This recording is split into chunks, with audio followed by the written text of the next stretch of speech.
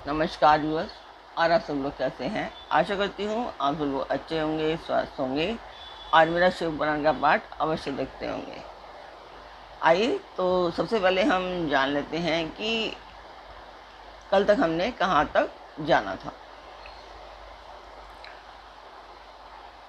तो कल तक के बारे में मैं आपको थोड़ा सा लास्ट का बता देती हूँ कि देवता जगदम्बे को प्रणाम कर रहे हैं, नमस्कार कर रहे हैं। और उसी चीज़ में है कि आप ही धारण करने वाली धात्री एवं प्राणों की पोषण करने वाली शक्ति हैं।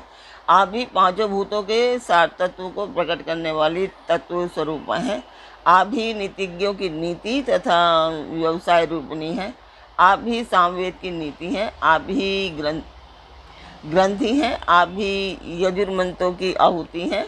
ये ऋग्वेद की मात्रा तथा अथर्ववेद की परम गति भी आप ही हैं, जो प्राणों के नाक, कान, नेत्र, मुख, भुजा, वक्षस्थल और हृदय में धृति रूप से स्थित हो सदा ही उनके लिए सुख का विस्तार करती हैं। जो निद्रा के रूप में संसार के लोगों को अत्यंत सुभग प्रतीत होती है, ये वे देवी उमा जगत की स्थिति एवं पालन करने के लिए हम सब पर प्रसन्न हों। तो देवताओं ने ये कहा था कल तक। तो अब आपको जानना होगा कि मैं ये पाठ ही क्यों कर रही हूँ। पाठ ये शुभ कार्य है, मंदिर के लिए है और इसमें मैं आप सब लोगों का सहयोग चाहती हूँ कि आप सब लोग उसे मेरा सहयोग करें, कि सब्सक्राइब करें, लाइक करें और शेयर करें। वीडियो पे तो यही आप लोगों का सहयोग होता है। इसमें ज़्यादा से ज़्यादा आप सहयोग करेंगे तो मेरा ये उद्देश्य पूर्ण हो पाएगा।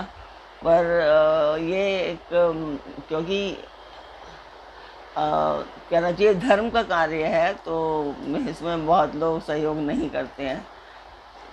ज़्यादातर लोग सहयोग नहीं करते हैं, दो चार थोड़े से ही लोग हैं जो सहयोग करते हैं। तो बस जो मेरे सब्सक्राइबर हैं, मैं उनको थैंक्स करना चाहूँगी कि जिन्होंने सब्सक्राइब किया है। और अपने जो लोग देख रहे हैं वो शेयर करें अपने परिवार और मित्रगणों को, ताकि और लोग भी सब्सक्राइब कर सकें और मेरा ये उद्देश्य पूर्ण हो पाए। बहुत बड़ा उद्देश्य लेकर के चल रही हूँ, पर पता नहीं हो पाएगा कि नहीं हो पाएगा। बस यही है। अभी 4 कदम चले हैं, देखो कितने कदम चल पाते हैं। तो जिस मंदिर का वर्णन कर रही हूँ उस मंदिर की मैं वीडियो डालती हूँ, आप लोग देखें और मुझे बताएं कि आपको मेरा पाठ कैसा लगता है।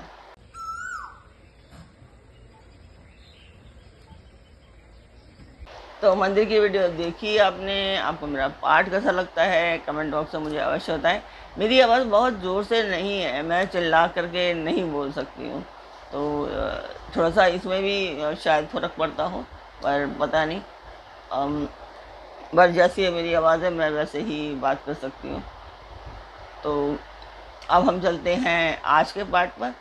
तो स्वागत करती हूँ मैं आप सभी का अपने इस कार्यक्रम शिव पुराण में। तो आज के शिव पुराण के पाठ में है कि उमा देवी का दिव्य रूप से देवताओं को दर्शन देना, देवताओं का उनसे अपना अभिप्राय निवेदन करना और देवी का अवतार लेने की बात स्वीकार करके देवताओं को आश्वासन देना। तो ब्रह्मा जी कहते हैं, नारद, देवताओं की इस प्रकार स्तुति करने पर दुर्गम पीड़ा का नाश करने वाली जगत जननी देवी दुर्गा उनके सामने प्रकट हुई। वे परम अद्भुत दिव्य रथ पर बैठी हुई थी। तो जो रथ में यहाँ पे दिखाया हुआ है रथ, वो उसकी मैं फोटो डालती हूँ। देवी इस तरह के रथ में दिव्य रथ पर बैठी हुई थी। तो उस श्रेष्ठ रथ में घुंघरू लगे हुए थे और मुलायम बिस्तर बिछे थे। उनके श्री विग्रह का एक एक अंग करोड़ों सूर्यों से भी अधिक प्रकाशमान और रमणीय था। ऐसे अवयवों से वे अत्यंत उपदासित हो रही थी। सब और फैली हुई अपनी तेजो राशि के मध्य भाग में वे विराजमान थी। उनका रूप बहुत ही सुंदर था और उनकी छवि की कहीं तुलना नहीं थी। सदाशिव के साथ विलास करने वाली उन महामाया का किसी के साथ समानता नहीं थी। शिवलोक में निवास करने वाली ये देवी त्रिविध चिन्मय गुणों से युक्त थी। प्राकृत गुणों का अभाव होने पर उन्हें निर्गुणा कहा जाता है। वे नित्य रूप हैं। वे दूसरों पर प्रचंड को करने के कारण चंडी कहलाई हैं, परंतु स्वरूप से शिवा कल्याणमयी है, सबकी संपूर्ण पीड़ाओं को नाश करने वाली तथा संपूर्ण जगत की माता हैं। वे ही प्रलय काल में महानिद्रा होकर सबको अपने अंग में सुला लेती हैं। यानी कि जो जब कोई प्रलय आता है तो उसमें बहुत सारे लोग मारे जाते हैं, तो उसी को कह रहे हैं कि प्रलय काल में निद्रा में सुला लेती हैं, अभी अंक में अपनी गोद में सुला लेती हैं तथा वे समस्त स्वजनों का संसार सागर से उद्धार कर देती हैं।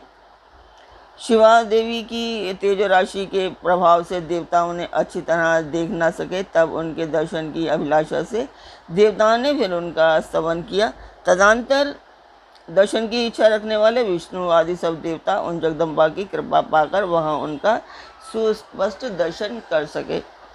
इसके बाद देवता बोले, अंबिके महादेवी, हम सदा आपके दास हैं। आप प्रसन्नतापूर्वक हमारा निवेदन सुने। पहले आप दक्ष की पुत्री रूप थे अवतीर्ण हो लोक में रुद्रदेव की बल्लभा हुई थी।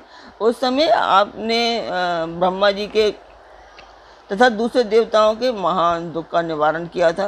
तदंतर पिता से अनादर पाकर अपनी की हुई प्रतिज्ञा के अनुसार आपने शरीर को त्याग दिया था और स्वधाम में पधार गई। इससे भगवान हर को भी बड़ा दुख हुआ। महेश्वरी, आपके चले आने से देवताओं का कार्य पूरा नहीं हुआ, अतः हम देवता और मुनि व्याकुल होकर आपकी शरण में आए हैं। महेशानी शिवे, आप देवताओं का मनोरथ पूर्ण करें जिससे सनत कुमार का वचन सफल हो। देवी, आप भूतल पर अवतीर्ण हो, पुनः रुद्र देवी की पत्नी होइए और यथा योग्य ऐसी लीला कीजिए जिससे देवताओं को सुख प्राप्त हो। देवी, इससे कैलाश पर्वत पर निवास करने वाले रुद्र देवी सुखी होंगे। आप ऐसी कृपा करें जिससे सब सुखी हों और सबका दुख नष्ट हो जाए। तो ब्रह्मा जी कहते हैं, नारद ऐसा कहकर विष्णु आदि सब देवता प्रेम में मगन हो गए और भक्ति से विनम्र होकर चुपचाप खड़े रहे। देवताओं की यह स्तुति सुनकर शिवा देवी को बड़ी प्रसन्नता हुई।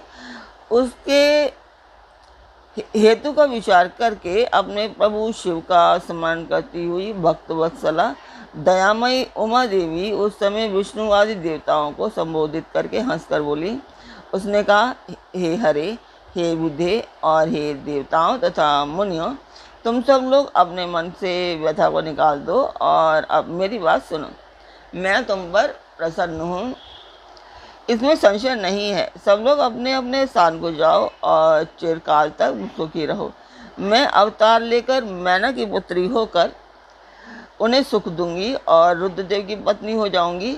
यह मेरा अत्यंत गुप्त मत है।